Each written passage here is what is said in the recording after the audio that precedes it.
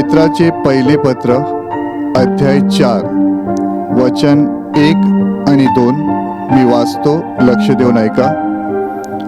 आपल्यासाठी ख्रिस्ताने देहाने दुःख सोसले, तसेच तुम्हीही तेच मनोवृत्ती रूपी शस्त्र धारण करा.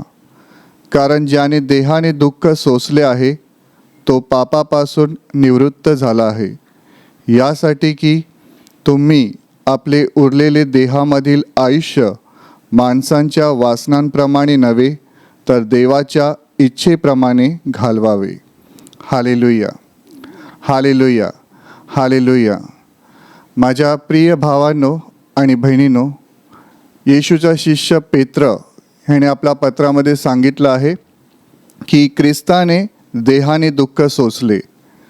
माझ्या प्रिय भावांनो आणि बहिणींनो, जे आपण ईश्वर विश्वास ठेवतो ते आपल्या प्रत्येकाला ठाऊक आहे की देवाने त्याच्या एकुलत्या एक पुत्राला या जगात पाठवलं मानवजातीच्या तारणासाठी, आणि आपल्या पापांची सर्व शिक्षा प्रभू येशूने स्वतःच्या देहावर घेतली असं बायबल आपल्याला सांगतं. आणि बायबलमध्ये लिहिलेलं आहे की येशूने संपूर्ण मानवजातीची सर्व शिक्षा स्वतःच्या देहावर घेतली.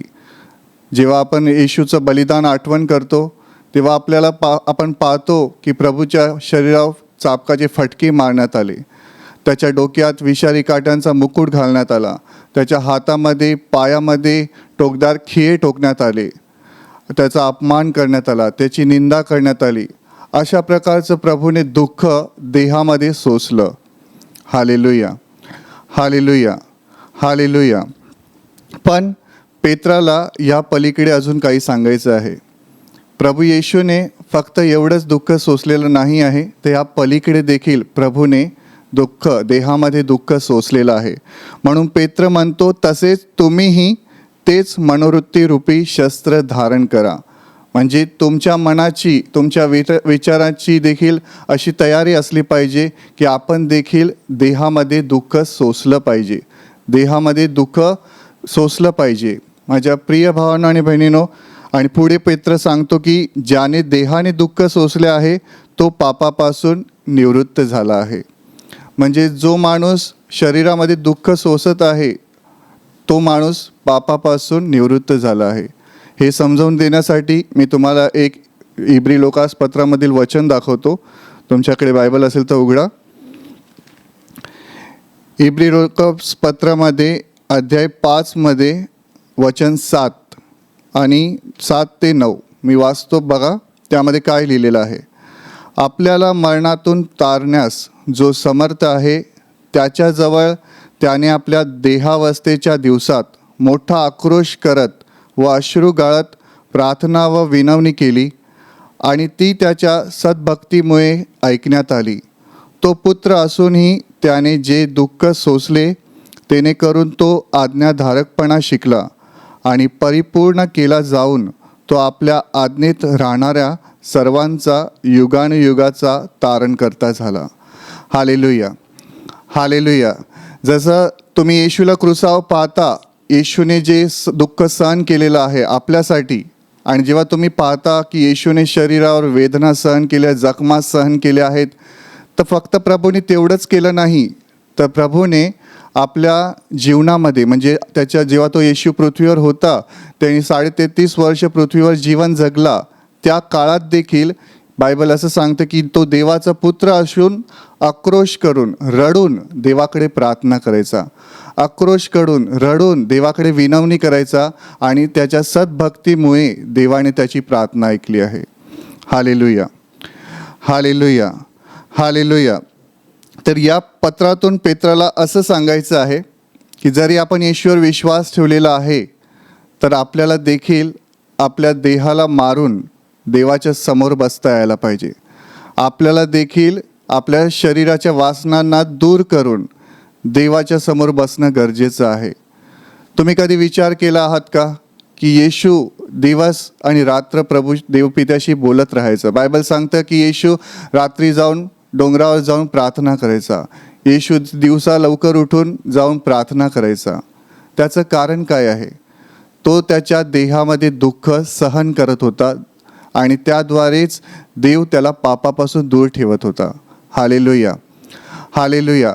माझ्या प्रिय भावांनो आणि बहिणींनो, आपल्यापैकी प्रत्येक जण हा जन्मापासूनच पापी आहे. आपण सर्वजण पापीच आहोत. येशू हा पवित्र आत्म्याच्या द्वारे जन्म पावला म्हणून तो देवाचा पुत्र आहे. पण तो देवाचा पुत्र असून देखील देवाच्या आज्ञेत राहण्यासाठी वचन असं सांगतं की तो आक्रोश करून रडून रोज देवासमोर प्रार्थना करायचा. कशासाठी? अशासाठी की तो पापापासून दूर राहावा. म्हणून पेत्र देखील आपल्याला सांगत आहे की ज्याने देहाने दुःख सोसले आहे तो पापापासून निवृत्त झाला, यासाठी की तुम्ही आपले उरलेले देहामधील आयुष्य माणसांच्या वासनेप्रमाणे नव्हे तर देवाच्या इच्छेप्रमाणे घालवावे. जेव्हा आपण येशूला ओळखत नव्हतो तोपर्यंत तुमचं जीवन असं असेल की तुम्ही खूप दारुडे असाल, तुम्ही खूप दारू पियत असाल, तुम्हाला तंबाखूचं व्यसन असेल, तुम्ही एक दुसऱ्याला भांडणं करत असाल, मारत असाल, एखाद्याच्या विरुद्ध चुगली करत असाल, दोष काढत असाल, किंवा तुम्हाला वाईट गोष्टी पाहण्यामध्ये खूप आनंद वाटायचा, घाणेरडे पिक्चर पाहण्यामध्ये खूप आनंद वाटायचा. पण पेत्र आता सांगत आहे ते तुमचं पूर्वीचं जीवन होतं, ते आता पुरे आहे. पण आता जेव्हा तुम्ही येशूकडे आलेला आहात त्यानंतर तुमची मनोवृत्ती अशी असली पाहिजे की तुम्ही ज्याप्रमाणे येशूने दुःख शरीरामध्ये सोसलं त्याप्रमाणे तुम्ही देखील तुमच्या शरीरामध्ये दुःख सोसून तुम्ही पापापासून दूर राहायला पाहिजे. हालेलुया, हालेलुया, हालेलुया. ज्याप्रमाणे जेव्हा तुम्ही प्रभू येशूला ओळखत नव्हतात तेव्हा तुमचं जीवन घाणेरडं होतं. तुम्ही व्यभिचारामध्ये असाल, तुम्ही पापामध्ये अडकलेले असाल, तुम्ही चोऱ्या करत असाल, खोटं बोलत असाल, लबाडीने वागत असाल, तुमच्या देहाच्या वासनेप्रमाणे तुम्ही वागत असाल. म्हणजे तुम्हाला डोळ्यांनी एखादी गोष्ट पाहावीशी वाटते आणि तुम्ही सहजपणे पाहत होतात. जे देवाच्या दृष्टीने वाईट आहे ते तुम्हाला पाहण्यामध्ये तेव्हा आनंद वाटत होता. किंवा एखादी गोष्ट चुकीची आहे, म्हणजे अनेक लोकांना शिव्या देण्याची आदत असते किंवा दुसरा घाणेरडे काही मस्करीचे शब्द बोलत आहे आणि ते ऐकत असतात. म्हणजेच काय? तुम्ही तुमच्या देहाच्या वासना पूर्ण करत होतात. Hallelujah, hallelujah. टी व्हीवरती वाईट पाहणे किंवा सिरियल पाहणे किंवा इतर काही जे देवापासून नाही आहे, जे तुमच्या शरीराच्या वासनेप्रमाणे तुम्ही वागत होतात, तर पेत्र आता सांगत आहे की तुम्ही पापापासून दूर राहावे म्हणून तुमच्या शरीराने दुःख सहन केलं पाहिजे. हालेलुया, हालेलुया, हालेलुया. उदाहरणासाठी सांगतो, समजा तुम्ही रोज सकाळी लवकर उठता, देवासमोर गुडघे टेकून प्रार्थना करता, देवाला वेळ देता, जवळजवळ अर्धा तास, पाऊण तास देवाची स्तुती करता, प्रार्थना करता आणि हे रोज तुमच्या जीवनाचं क्रम आहे. म्हणजे रोज सकाळी तुम्ही प्रार्थना करता, बायबल वाचता, प्रार्थना करता, परत कामाला जाता, तुमची कामं करून आल्यावर परत रात्री घरी बसता, देवाकडे प्रार्थना करता. तुम्ही कामावरती खूप थकून आलेला आहात, तुमच्या शरीरामध्ये ताकद देखील नाही आहे, तुमचं शरीर तुम्हाला सांगतं अरे झोप, खूप थकलेलं आहेस, आणि तुम्ही तुमच्या शरीराचं ऐकत नाही. तुम्ही म्हणता की नाही, मी देवाची प्रार्थना करणार कारण तो माझ्यावर प्रेम करतो, त्याचे अनंत उपकार माझ्या जीवनात आहेत. म्हणजेच तुम्ही काय करत आहात? तुम्ही तुमच्या देहाला दुःख देत आहात, म्हणजे तुम्ही दुःख सहन करत आहात. हालेलुया, हालेलुया, हालेलुया.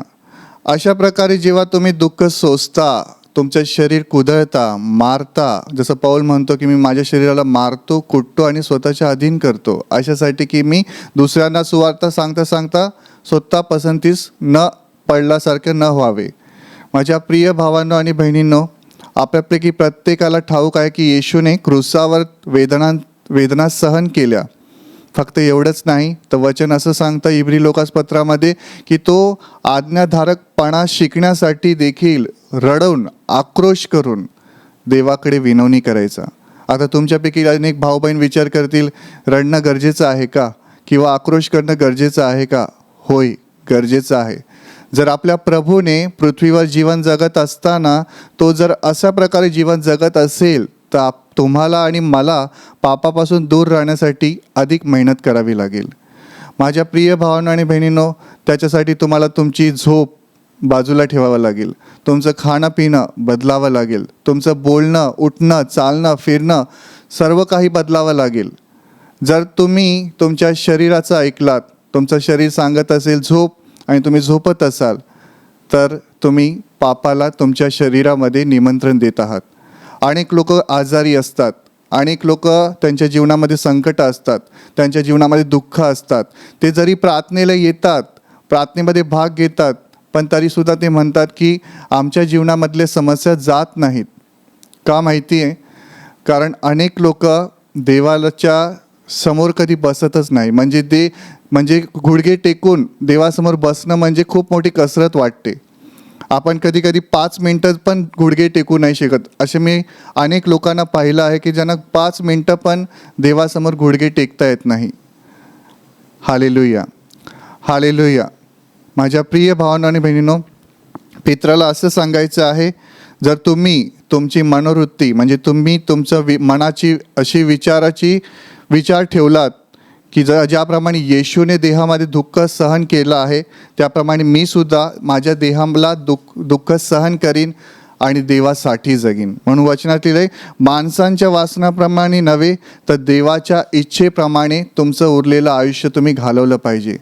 म्हणजे येशूला ओळखण्यापूर्वी तुम्ही तुमचं जीवन स्वतःच्या इच्छेप्रमाणे वागत होतात, पण आता येशूकडे आल्यानंतर तुम्ही देवाच्या इच्छेप्रमाणे वागायला पाहिजे. तुमच्या मनाची तयारी असली पाहिजे. म्हणून वचनात लिहिलंय, मनोरूपी शस्त्र धारण करा. शस्त्र म्हणजे हतियार. शस्त्र म्हणजे ज्याच्याने तुम्ही तुमच्या शत्रूशी लढू शकता, त्याला तुम्ही त्याच्याबरोबर युद्ध करू शकता. तर शस्त्र काय आहे? आपलं शरीरच एक देवाचं फार मोठं शस्त्र आहे. पण जेव्हा आपण या शरीराचा उपयोग चुकीच्या कामासाठी करतो, तेव्हा हे शरीर दुर्बळ होतं, आत्मा पण दुर्बळ होतो आणि आपला आत्मा सैतानाच्या हातामध्ये जातो. पण जेव्हा तुम्ही तुमच्या शरीराला देवाच्या कामासाठी वापरायला सुरुवात करता, माणसांच्या वासनेप्रमाणे नाही तर देवाच्या इच्छेप्रमाणे जेव्हा वापरायला सुरुवात करता, तेव्हा तुमचं हे शरीर फार मोठं शस्त्र म्हणून तयार होतं. तुमचं शरीर म्हणजे फार मोठं हतियार बनतं, ज्याचा वापर करून तुम्ही सैतानाला तुमच्या जीवनातून हकलून लावू शकता.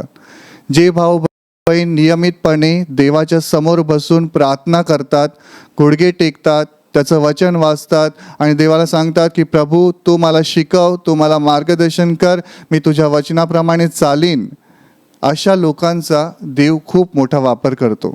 पवित्र आत्मा त्यांचा पूर्णपणे ताबा घेतो.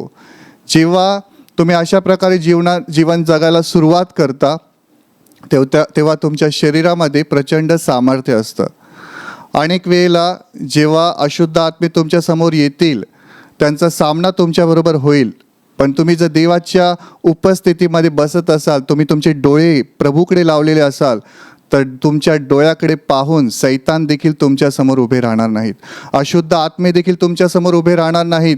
तुम्ही जर तुमचा हात देवासाठी वापरला, त्याची स्तुती करण्यासाठी, त्याचा गौरव करण्यासाठी, जेव्हा तुम्ही तुमचा हात दुसऱ्यांच्या डोक्यावर ठेवाल किंवा त्यांच्यासाठी प्रार्थना करण्यासाठी वापराल, तेव्हा देव या हाताचा वापर करून तो सैतानाला तुमच्या जीवनातून हाकलून लावेल किंवा इतरांच्या जीवनातून हाकलून लावेल. हालेलुया, हालेलुया, हालेलुया. म्हणून पेत्र सांगत आहे की तुम्ही तुमच्या देहाला दुःख द्यायला पाहिजे. असं नाही की तुम्ही तुमच्या शरीराला आराम द्या. पेत्र सांगत आहे की तुम्ही देखील येशूने जसं देहामध्ये दुःख सहन केलं, तसं तुम्ही पण तुमच्या देहामध्ये दुःख सोसलं पाहिजे. म्हणजे काय होईल? तुम्ही बोलाल तसं घडेल, तुम्ही वागाल ते पाहून दुसऱ्या लोकांचं हृदय बदलेल. तुम्ही जसं तुमचं जीवन देवाला समर्पित कराल, इतर लोक तुमच्या जीवनाकडे पाहून ते सुद्धा प्रभूकडे वळतील.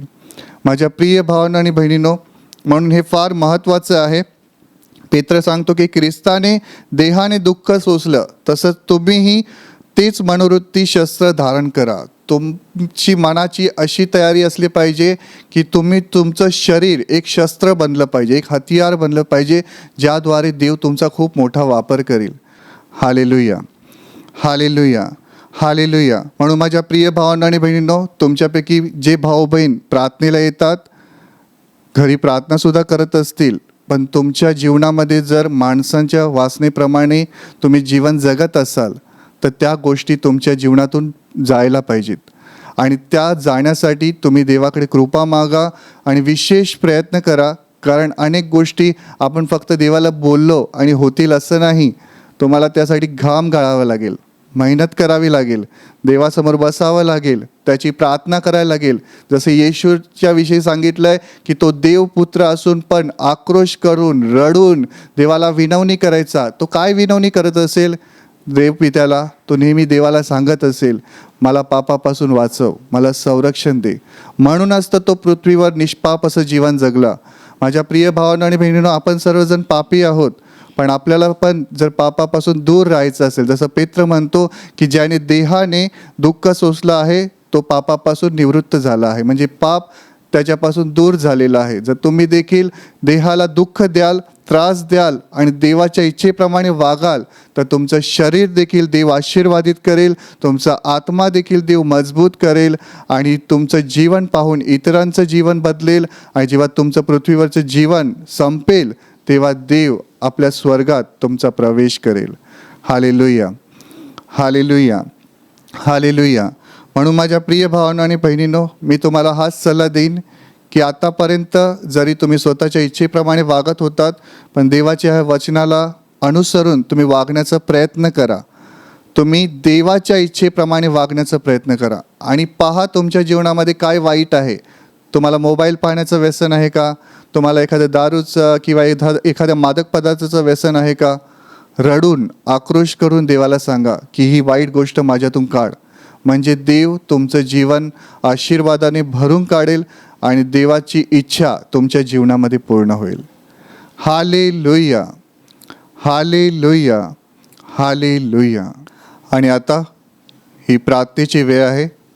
मी तुमच्यासाठी प्रार्थना करणार आहे, म्हणून संपूर्ण विश्वासाने या प्रार्थनेमध्ये भाग घ्या. देव तुम्हाला एका क्षणात स्पर्श करून बरा करेल. पूर्ण विश्वास त्याच्यावर ठेवा. तुम्हाला एखादा आजार असेल तर त्या आजारी भागावर हात ठेवा, किंवा त्या भागावर हात ठेवणं शक्य नसेल तर तुमचा हात छातीवर ठेवा. पूर्ण विश्वासाने या प्रार्थनेमध्ये भाग घ्या. देव तुम्हाला स्पर्श करेल. हे स्वर्गीय पिता, प्रभू येशूच्या नावाने मी तुझ्याकडे मागत आहे. आज जितके भाऊ बहीण हे वचन ऐकत आहेत आणि ते देखील त्यांच्या मनाची तयारी करत आहेत की आम्ही देखील दुःख सहन करून देवाच्या इच्छेप्रमाणे जीवन जगावं, माणसाच्या इच्छेप्रमाणे नाही किंवा माणसाच्या वासनेप्रमाणे नाही, अशा प्रत्येकावर तुझी दया कर. अशा प्रत्येकाला तू स्पर्श कर, स्पर्श कर आणि तुझ्या पवित्र आत्म्याद्वारे तू त्यांना सहाय्य कर आणि त्यांच्या जीवनातील जे बंधनं आहेत ते पूर्णपणे तोडून टाक आणि तुझ्या मार्गाने चालण्यासाठी तू त्यांना सहाय्य कर.